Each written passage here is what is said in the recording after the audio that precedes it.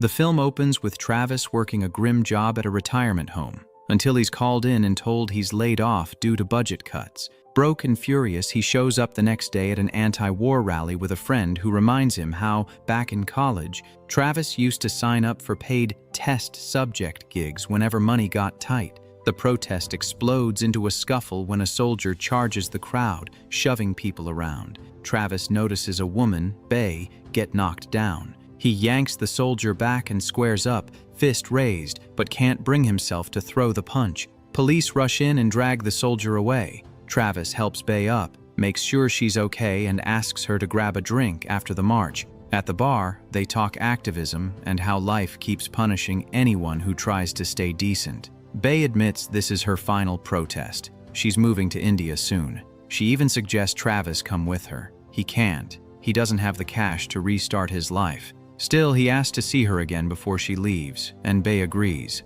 Later, Travis finds a newspaper ad that sounds like a scam. $100,000 for 2 weeks. He assumes the work must be dangerous. Instead, the intake interview feels almost cheerful. Dr. Archuleta tells the applicants it's a controlled study, basically a game. For the next 2 weeks, they'll eat, sleep, follow rules, and stay under surveillance. Anyone can walk away at any time. Make it to the end and the payout is real. Travis is desperate enough to sign on. Day 1. A bus hauls 26 volunteers to a sealed facility out in the wilderness. These men aren't tourists, they're bottom-rung strugglers. Ex-cons, closeted guys, debt-crushed workers, people hanging on by a thread. Archuleta lays down the one non-negotiable: no violence. If anyone fights, an alarm triggers, the experiment ends, and nobody gets paid. Then roles are assigned. 6 men become guards. The other 20 become prisoners. Archuleta sets the structure. Prisoners can't speak to guards unless spoken to first, and prisoners can't touch a guard, ever. Break a rule and everyone gets punished together. Guards must enforce discipline quickly, or the whole study is ruled a failure. The setup quietly pressures both sides. Obey or lose everything. Processing begins with the guards washing the prisoners down like property. During the shower line chase, already enjoying the authority, fixates on a prisoner in a way that feels personal. He doesn't act yet, but it's a warning flare. Still, early on, most people treat the situation like annoying roleplay. Guys joke, trying to believe it'll be an easy payday. That belief dies during recreation. While the prisoners play basketball, Governor accidentally hits guard Bosch in the face with the ball. Bosch bleeds, but he's willing to let it go. Chase isn't. With power in his hands, he declares Governor must be punished to set the tone. Governor refuses, insisting it was an accident. Chase snaps back that it isn't a debate and orders him to comply. When Governor still won't bend, Chase uses the experiment's pressure valve, collective punishment for all prisoners. The prisoners resist until one man drops and starts doing the punishment first, terrified of losing the money. Herd instinct takes over and the rest follow. The guards feel the rush immediately, the ease of making grown men obey. Barris, usually quiet, watches it land like a drug. Afterward, the guards swagger, pleased with themselves. The prisoners, humiliated, stew. By day 2, they're ready to explode.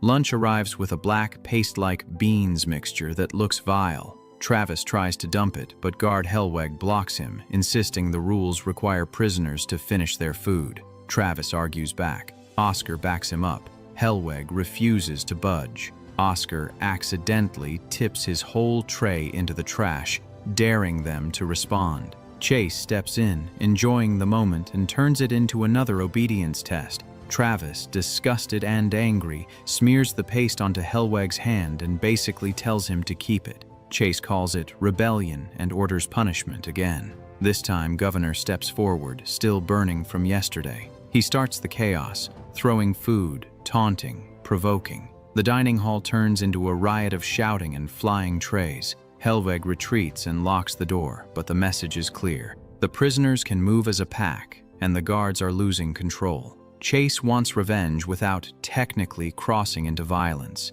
He searches for a method that breaks people while staying inside Archuleta's rulebook. That's when Barris, who has mostly kept his head down, offers an idea. That night, the guards rush the cell block with carbon dioxide fire extinguishers, blasting freezing clouds until the prisoners cough, choke, and can't see. In the confusion, the guards drag men out, pin them, and cuff them. Travis ends up chained to the cell door like an example. He demands to know why Barris is doing this, why the guy who seemed harmless is suddenly acting like a tyrant. Barris labels Travis the instigator, the spark that keeps the others defiant. Then he leans into the role completely, forcing prisoners to respond on command and savoring the snap of obedience. In the guards' room afterward, they celebrate Barris's move like he just won them the game. Bosch looks uneasy, but stays silent. Barris stares into a mirror and barely recognizes himself, shocked, thrilled, and newly addicted to power. Back inside the cells, the earlier blow-up has a real cost.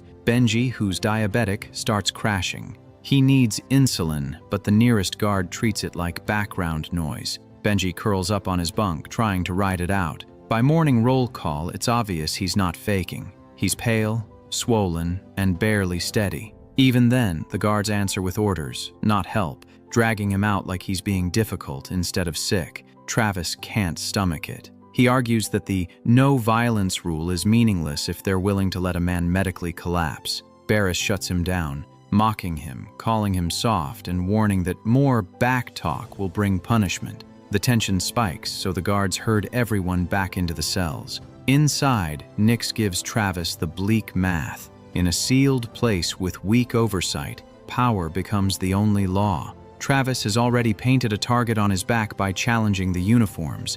If he won't bend, they'll break him, without technically fighting. That night, Barris proves Nix right. He and a few guards drag Travis into a camera-blind spot and strap him down, turning discipline into humiliation. They shave his head, declare the place theirs, and demand he submit. Travis refuses, so they escalate into degrading abuse meant to crush him without tripping the alarm. An ugly group dynamic where even uneasy guards don't step in. When Travis is finally shoved back to his cell, he scrubs at himself like he can wash the moment away. His cellmates try to check on him, but he can barely speak. What happened isn't just physical, it rewires him. Barris, meanwhile, is euphoric. He points at the wall indicator, no red light, no shutdown, and calls that permission. In his head, silence from the researchers is approval, the logic that turns cruelty into leadership. Not everyone on the guard side can stomach it. Bosch finally pushes back. That single act fractures the guards into factions, and it also spooks Barris. If anyone quits or refuses orders, the whole study could collapse, and Barris is too addicted to control to allow that. On day 4, Travis makes a quiet move. He hides a piece of bread at lunch and slips it to Benji, who now looks dangerously swollen and barely present. Travis urges him to withdraw and get real medical help.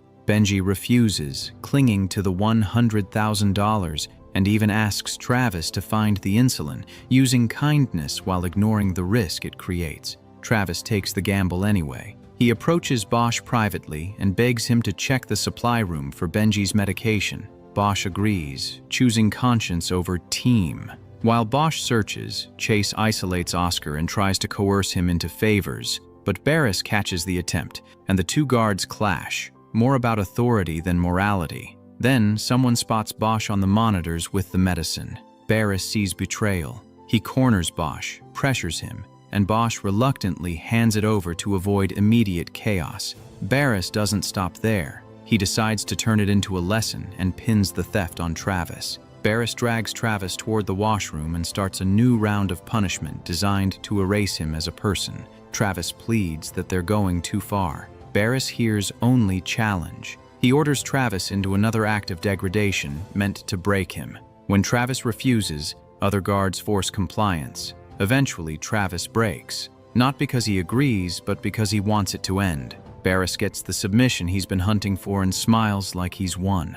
Travis collapses afterward just outside the cameras, covering his head with his shirt and sobbing, realizing he isn't playing for money anymore. He's trapped inside someone else's hunger for power, and Barris still isn't finished. In his eyes, Bosch is now a traitor. Barris lures him to a secluded spot, and the guards swarm Bosch with fists and boots, shattering the last illusion that the no-violence rule protects anyone. Day 5 starts with Barris making a public announcement that's meant to crush the last bit of resistance. Bosch is guilty, stripped of his guard role and reclassified as a prisoner. Barris talks like a courtroom judge, even though everyone can see he's just a bully dressing up control as justice. That's the moment something snaps in Travis. He realizes money isn't worth losing his soul. He rips off the prison uniform, the symbol that keeps him trapped in the role, and throws it down. One by one, the other prisoners do the same. Barris panics, barking orders for them to put the uniforms back on, but Travis ignores him.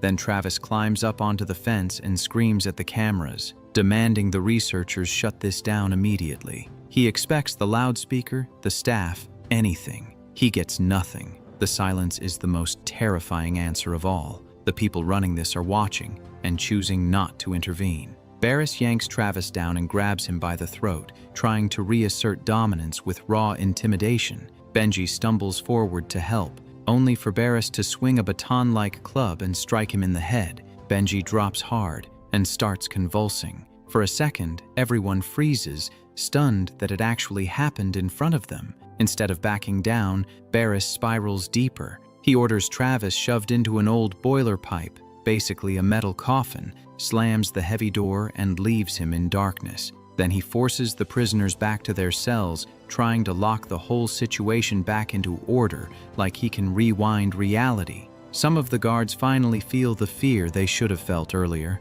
Barris isn't just strict, he's unstable and he's escalating. He tries to talk them back into line, insisting everything is under control. A few hesitate, but it's only delay. The collapse is already underway. By day 6, the atmosphere is poisonous. In the control area, Barris sits glued to the monitors, obsessing over the alarm light that still hasn't turned on. Like the lack of consequence proves he's untouchable. Meanwhile, Chase sinks into open depravity, abusing Oscar in a way that goes beyond punishment and into pure predation. But inside the boiler pipe, Travis has been working. He finds a piece of metal and starts prying at the latch. Slow, painful, desperate, until it gives. He crawls out just as screams echo down the hall, the sound of Oscar being heard again. That sound flips Travis from broken to burning. Travis moves fast. He attacks Chase, stops the assault, and grabs the keys. Then he runs cell to cell, unlocking doors. One prisoner after another pours out, furious, humiliated, ready to settle the score. When Travis reaches Benji, the sight hits like a hammer. Benji is gone. No breath, no response. The experiment didn't just get intense, it killed someone.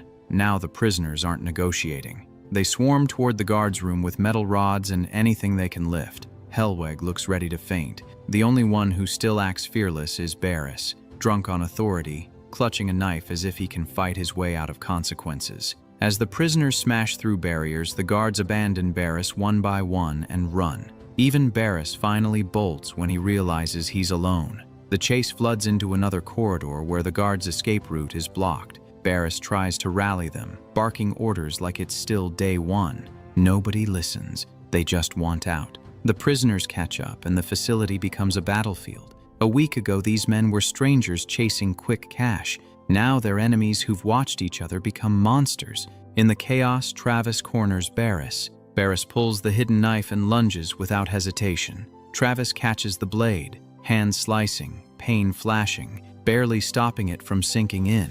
Another prisoner rushes to smash Barris, but Travis shoves him back. Not because Barris deserves mercy, but because Travis doesn't want the group to become what the experiment tried to make them. And then Travis loses his own restraint anyway. He starts punching Barris again and again, pouring out every humiliation, every moment of helplessness. Every second, the cameras stayed silent. Around them, the riot keeps raging until finally the alarm light ignites. The siren blares, loud enough to cut through madness, and it shocks everyone into stillness. A heavy door rises, staff flood in. In that instant, the game ends, but the damage doesn't. 7 days have rewritten these people like years. Afterward, authorities move in. The operation is exposed and arrests follow. Barris faces the legal consequences of what happened inside, and what's left is the bitter point the experiment proves. Environment can reshape a person faster than anyone wants to believe. Give someone a uniform, a title, and unchecked power, then remove accountability, and you don't just reveal darkness, you manufacture it. It It means the experiment wasn't really about prison rules, it was about power. Give normal people a uniform, a title, and no real consequences, and many of them start treating others like objects.